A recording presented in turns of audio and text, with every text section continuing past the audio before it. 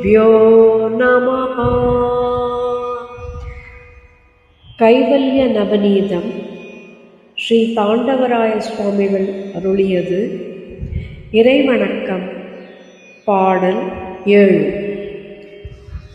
முத்தனை வெங்கடேச முகுந்தனை எனையாட்கொண்ட கத்தனை வணங்கிச் சொல்லும் கைவல்ய நவநீதத்தை தத்துவ விளக்கமென்றும் சந்தேகம் தெளிதலென்றும் வைத்திரு படலமாக வகுத்துரை செய்கிறேனே.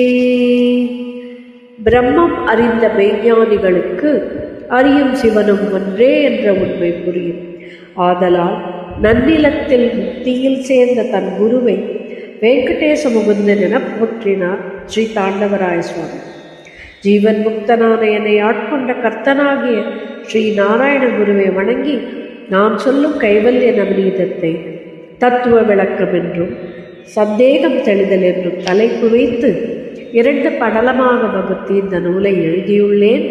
இதனை படித்து ஆராய்ந்து கேட்டல், சிந்தித்தல், தெளிதல் என்றிருந்து ஞானம் பெறுங்கள் என்று கூறி இறைவணக்கத்தை முடிக்கிறார்.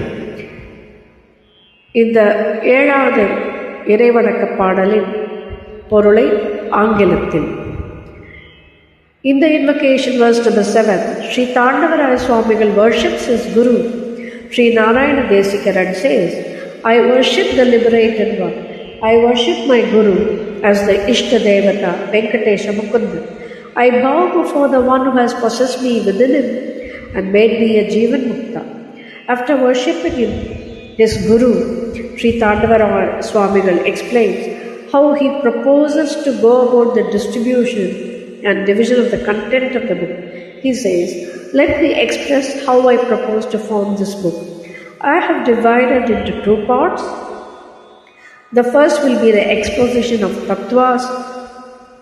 It is named as Tattva Vilakkappadalam, and the second part will be the broader version so as to clear doubts, named as Sandegam Telidal.